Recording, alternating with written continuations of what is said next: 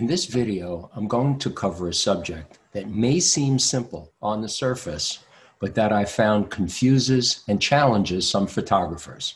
The subject is, what do we mean by the size of a photo file? To give this discussion some structure, we'll use as our example the Community Association Institute's submission specs for their November 2020 photo contest. As you can see on their flyer, they identified 4 different specifications that one can call size. No more than 3 megabytes, at least 8 megapixels, 300 dpi, dots per inch, and 8.5 inches by 11 inches. All of those relate to size in one way or another. How does one satisfy all of those in one photo file? That's what I'm going to show you. I'll be using Photoshop Elements for some of this talk, but many different photo apps can perform the same tasks. So this is the photo that we'll be using to demonstrate my thoughts on the subject. The reason I chose this photo is that it is not 300 dpi. It is not in the shape of 8.5 by 11. It is under the 8 megapixel minimum, and it is over the 3 megabyte maximum. The first question is, how did I know that my photo did not meet those specifications? I find one of the easiest ways is within Photoshop Elements. If we go to File, Open, if we put our mouse cursor over the photo that we're interested in, we see 2 bits of information right there. We see the dimensions in 2250 by 3000 pixels, which if we multiply them together, we know is less than 8 million pixels, less than 8 megapixels. We also see the size as 5.98 megabytes, which is greater than the 3 megabyte maximum specification. So we know that we don't meet that spec either. This information does not include the number of pixels per inch. Where do we find that? If we open up the photo and we go to Image, Resize, Image Size, again, we can see the number of pixels in that photo. And down in the middle, we see the resolution, which in this case is not 300 pixels per inch, it is 72 pixels per inch. So we know that we don't meet that specification. Finally, I know that I don't meet the shape specification because this photo came out of my camera at a 4:3 shape, which I know is different than 8.5 by 11. So I know I'm going to have to do some cropping in order to be able to meet the shape specification. Let's go through each of those specifications and see how we can modify the photo so that it does meet the specs and we can submit it. I find that the best place to start is by adjusting the shape so that we have the correct shape moving forward and we don't have to worry about that anymore. The easiest way to do that is by cropping the photo to the correct shape. In Photoshop Elements, we come over to the crop tool on the left-hand side, and down below we see where we can specify what shape we want that crop to be. We want the width to be 8.5, so we say 8.5. We want the height to be 11. We now have a box that is 8.5 by 11. It's not quite 3 by 4, it's close.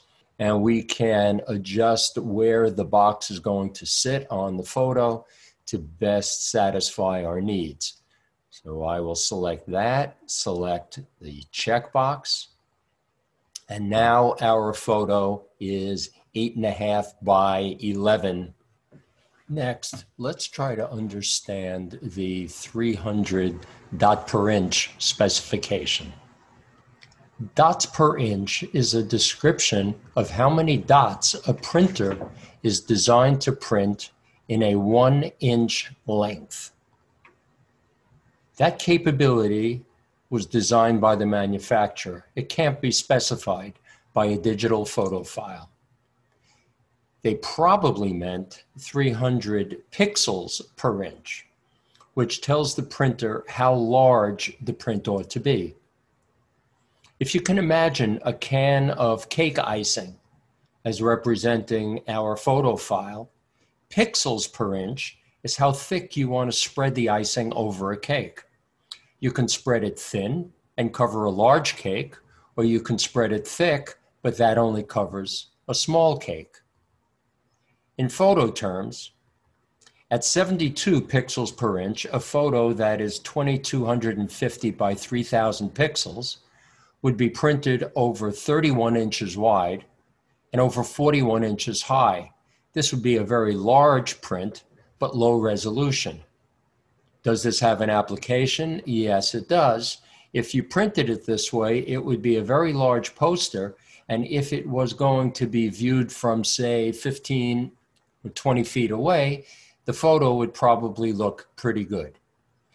The same photo at 300 ppi would be printed 7.5 inches wide and 10 inches high, a much smaller print, but the pixels would be much closer together and therefore much higher resolution. This would be good for something such as a cover of a magazine. Can you tell the printer how large you'd like your print to be by adjusting the pixels per inch in your photo? The answer is yes. And we'll be adjusting the resolution in pixels per inch right here, in addition to adjusting the pixels themselves right up here. But before we do that, we've got a bit more to discuss. Can we change the number of pixels in a photo? The answer is yes. This is called resizing. This usually means that the software either throws away pixels if we are making the photo file smaller by reducing the number of pixels, or it invents new pixels to fill the gap if we are making the photo larger by adding pixels. Especially when increasing the number of pixels, moderation is suggested. We don't want to try to blow up a postage-sized photo into a billboard. It's not going to look pretty. Does the change in the number of pixels change the size of a digital photo file in megabytes? The answer to that is yes. The more pixels, the larger the file that will have to be stored on a hard drive. Now that we understand resolution and pixels, it's time to modify both of those so that we meet the contest's specifications. The document size was reset to 8.5 inches by 11 inches when we did the crop, and we set the crop size to 8.5 by 11, and that carries over to this part of the program. So the first thing that we will do is we will increase the resolution from 264 to 300. And what that does is automatically increase the number of pixels that it wants to create. The number of pixels in the photo went up because we increased the resolution to 300 pixels per inch, and 300 times 11 is 3,300, and 300 times 8.502 inches is 2,551 pixels. If you multiply the 3,300 by the 2,551, you find that is 8.4 megapixels, which is over the 8 megapixel minimum that the specification required. So we are home free both on the resolution at 8.5 by 11 and home free on the number of pixels that we have in the photo. By the way, if we were not pleased with the number of pixels that we wound up with in this upper section, let's say we wanted a target of 9 megapixels or 10 megapixels, and this only gave us 8.4, we could change the number of pixels that we're targeting for up here. We could type in just a different number like 3600, and it changes the width as well in order to keep the proportions the same. But we didn't need to do that in this case, so all we need to do here is check OK and move on to the storage in megabytes and see how we satisfy that requirement. As we all know, the go-to format for online photo data and for efficiently storing photos in computers and camera memory is JPEG. What does JPEG stand for? It's an abbreviation for the Joint Photographic Experts Group. What happened to the E? Well, Apple still uses JPEG as its abbreviation in photo files, but the Windows program only allowed 3 characters in its file type, so they had to drop the E. But otherwise, JPG and JPEG files are identical. In the late 80s and early 90s, this group developed rules to store digital photo files in a smaller space by throwing away redundant, repetitious, irrelevant pixels. It's not reducing the number of pixels, it's replacing those pixels with other data that allows the total file to be stored in a smaller space. So the number of pixels are the same, just the number of megabytes storage is less. This is called lossy storage, a lossy file, because you are losing data. When the file is saved, the additional photo detail data that has been replaced is lost forever. That's why it's called lossy. That's why it's important when saving a file, you need to rename it so that the original file still has all of the data in the photo. You can adjust how aggressive this compression is. Whether it's noticeable, though, depends on the situation. For instance, how large the photo appears, how close you are to the photo, your personal preferences, and even your eyesight. When do you set the level of compression? When you save the photo in the JPEG format. And we'll show you that now. To save the photo file as a JPEG, we go up to File, Save As, so that we can change the file name to something different than the current name so that we don't lose the original photo and all of its data, all of its pixels. Change this, say, to Final Photo. We make sure that it is a JPEG. On the right-hand side, you've got a little pull-down arrow, and we check that it's a JPEG, and then we hit Save. And then on this window, we can see that we have a slide control that determines what the compression is going to be, what the quality is going to be of the JPEG that we're saving. Right now, it's on the far right, which means it's a large file, which means minimum compression, the highest quality. And you can see on the far right that this will store as 6.6 megabytes.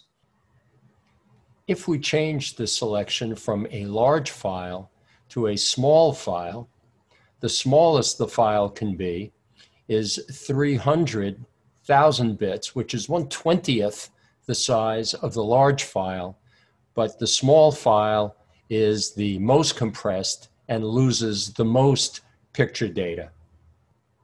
What we want to do is to find a quality setting that is as high as possible, as little compression as possible, and that satisfies the specification that the entire file size has to be less than 3 megabytes. So if we slide back on up to the top, at 12 a setting of 12, we had 6.6 megabytes. That's too large. At 11, we have 3.9 megabytes. We're getting close. And if we set it at a quality setting of 10, we have a file size of 2.7 megabytes. That's just under our 3 megabyte maximum. And that's probably the best that we're going to be able to do. And at this point, we hit OK. Our file is now less than 3 megabytes, and we are done. Here's a final thought regarding JPEGs. Since JPEGs lose data each time the file is saved, you should minimize repetitive saves in the JPEG format. It's similar to the way the quality used to get degraded in repeated copies of analog audio or videotapes, where somebody would give you an audio cassette and then you would copy it and then give somebody else the copy and they would copy it. And each time a copy was made of the previous copy, the quality of that audio tape would be worse and worse. Intermediate saves should be made in a lossless format, such as PNG or TIFF, if your software supports those formats, or at least at the highest JPEG quality setting. If you recall, when we were saving the photo in JPEG, that pull-down list had other choices for formats to save, and it did have PNG and it did have TIFF.